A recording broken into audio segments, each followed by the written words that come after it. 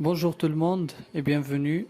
J'espère que vous allez bien et que vous êtes en parfaite santé. Alors bienvenue dans la suite d'une vidéo que j'ai déjà commencé qui concerne la correction d'un examen régional normalisé.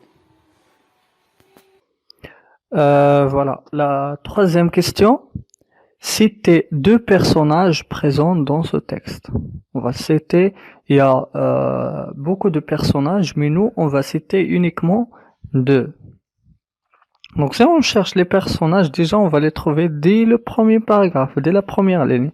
Donc on a le bourreau, on a le valet de la guillotine, bah, c'est une périphrase. C'est une périphrase, c'est déjà le bourreau.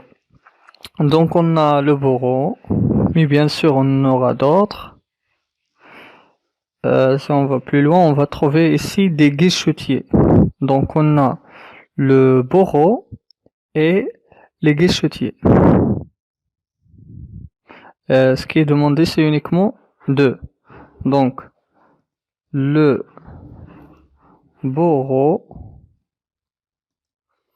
et les, pardon, guichetiers. D'accord? La quatrième question maintenant. Comment appelle-t-on, d'après le texte, la procédure qu'on fait subir au condamné avant son exécution? Donc, avant que le condamné soit exécuté, il y a une procédure à suivre. On fait euh, on assiste à un événement. Comment on appelle cet événement? C'est déjà mentionné dans le texte, on en a parlé, c'est le sujet de notre texte. Il s'agit bien sûr de ce que l'on appelle la toilette de condamné. La toilette du condamné. Donc elle est déjà mentionnée dans le texte. Si vous voyez ici dans cette partie, quelqu'un qui a répondu, il dit que c'est la toilette du condamné. Maintenant, on va passer à la cinquième question. Relevez dans le texte un indice qui montre l'importance de l'événement de l'exécution. Donc, c'est-à-dire cet événement de l'exécution, c'est un événement très important pour quelqu'un. Qu'est-ce qui montre que cet événement a vraiment une grande importance? On va le chercher dans le texte, surtout ici dans le troisième paragraphe. Regardez. J'ai compris que cela serait demain dans le journal. Normalement, qu'est-ce qu'on met dans le journal? On met un événement qui a vraiment une grande importance. Donc, si on veut justifier, parce que ce qu'on nous demande, c'est de mettre des phrases de justification, d'accord? Des phrases de justification, bien sûr, à partir du texte. Donc, la première phrase que l'on va recopier, j'ai compris que cela serait demain dans le journal. La première phrase que l'on va recopier, c'est celle-là. J'ai compris que cela serait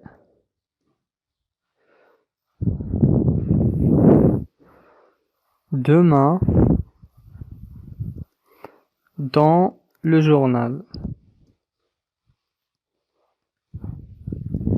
D'accord? Donc là, c'est la première phrase, le premier indice. Oui, un seul indice, pardon. C'est un seul indice qui est demandé, pas plusieurs. Un instant. Je vais juste voir si la phrase est bien. Voilà, j'ai compris que cela serait demain dans le journal. Oui, je l'ai bien écrit. D'accord. On va passer maintenant à la question suivante, la question numéro 6. Les bourreaux sont des hommes très doux. Les bourreaux sont des hommes très doux, c'est-à-dire très gentils. Relevez la figure de style mentionnée dans ou bien exprimée ou bien utilisée dans cette phrase. Donc la figure de style utilisée dans cet énoncé est une antiphrase, ou bien une comparaison, ou bien une personnification. Donc, dans cette phrase, il n'y a pas de personnification, il n'y a pas de révocation d'une réalité euh, inanimée avec des caractéristiques humaines, non. Il n'y a pas de comparaison non plus, il n'y a pas de type de comparaison. C'est une antiphrase. C'est une antiphrase. Pourquoi une antiphrase? Parce que, est-ce que le bourreau sont des hommes très doux? Est-ce que les bourreaux sont des hommes très gentils? Bah lui, il le dit, mais est-ce que c'est la vérité? Ce que dit le condamné ou bien l'auteur en général, il dit les bourreaux sont des hommes très doux. Est-ce que c'est l'idée qu'il veut vraiment que l'on comprenne? Ben non, c'est tout à fait le contraire. Les bourreaux, ce sont eux qui exécutent. Voilà, ce sont eux qui exécutent les condamnations à mort. Donc c'est une antiphrase. Donc la bonne réponse ici, c'est une antiphrase. Pardon? Une antiphrase. D'accord? Maintenant, la question B. Les faits recherchés par cette figure de style est de susciter la pitié, donc la raison pour laquelle le narrateur, ou plutôt l'auteur, a employé cette figure de style, c'est pour susciter la pitié de lecteur, ou bien pour distraire, ou bien ironiser et se moquer. Bien sûr qu'il utilise l'antiphrase, et généralement on utilise l'antiphrase pour ironiser et se moquer. Donc la réponse c'est ironiser et se moquer. Se moquer. La septième question relevée dans le texte deux mots appartenant au champ lexical de l'exécution. Donc dans ce texte, voire même dans l'œuvre totale, dans le dernier jour d'un condamné, il y a beaucoup de mots appartenant au champ lexical de l'exécution. Mais nous, on va relever uniquement deux. On n'a pas besoin de beaucoup de mots. Le premier, c'est déjà si on commence à lire le texte, le premier c'est celui-là, le bourreau. Donc le bourreau et la guillotine c'est le deuxième. Donc dès la première phrase, on a deux mots que l'on cherche. Donc le bourreau et la guillotine. La guillotine c'est cette machine voilà qui exécute. C'est cette machine qui décapite les gens. Donc deux mots appartenant au champ lexical de l'exécution, c'est tout d'abord le bourreau, ensuite la guillotine.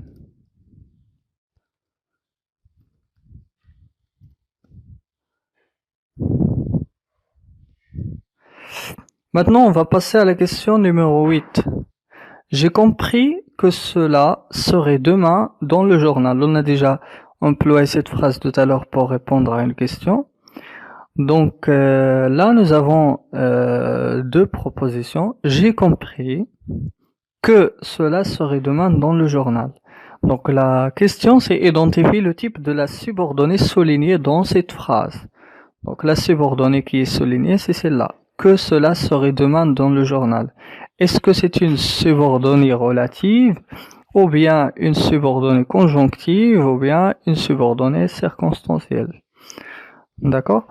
Donc, normalement, quand est-ce qu'on peut dire que c'est une conjonction, c'est une subordonnée relative quand elle est précédée de ce que l'on appelle l'antécédent. Et l'antécédent, c'est un nom. Mais ici, il n'y a pas d'antécédent. Ici, il y a le verbe comprendre. Que ça peut être une conjonction, mais ça peut être aussi un pronom relatif. Donc, on ne peut pas dire à chaque fois quand on a que, c'est une relative, non? Parce que peut être aussi une conjonction. Donc ici, j'ai compris quoi? J'ai compris que cela. Toujours quand vous avez ce type de phrase, je sais quoi? Je sais que vous avez quelque chose à faire. Je comprends que vous avez... donc dans ce cas, on dit que c'est une subordonnée conjonctive. D'accord? C'est une subordonnée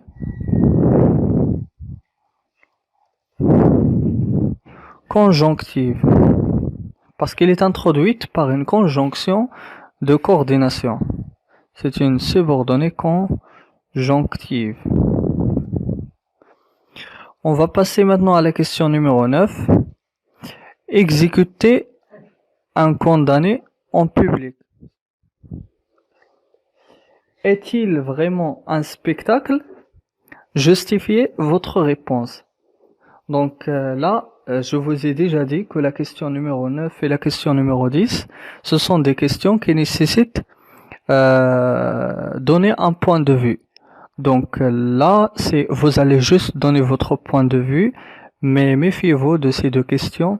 Il faut que vous soyez très attentif, c'est-à-dire il faut que il faut que vous preniez en considération ce que vous avez étudié dans le roman Le Dernier Jour d'un condamné.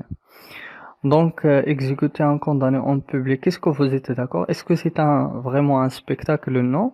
Donc, vous allez dire est-ce que vous êtes d'accord ou non. Personnellement, je pense que exécuter un condamné en public est un spectacle, ou bien le contraire, n'est pas un événement que l'on peut considérer comme un spectacle, parce que il vous donner une justification, ou bien un argument.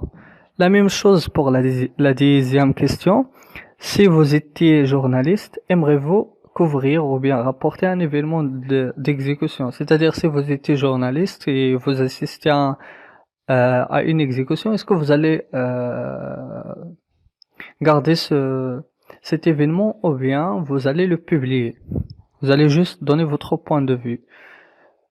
Concernant la production écrite, ouvrir une école, c'est fermer une prison. Cette citation est tirée d'une œuvre de Victor Hugo. Est-ce que vous êtes d'accord? Est-ce que vous partagez cette réflexion ou bien non? Donc vous allez rédiger un texte argumentatif. Vous avez le choix de choisir n'importe quel plan, le plan dialectique, le plan... Vous pouvez choisir n'importe quel plan et vous rédigez votre texte argumentatif.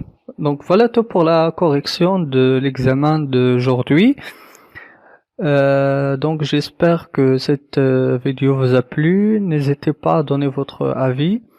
Je vous remercie et à très bientôt.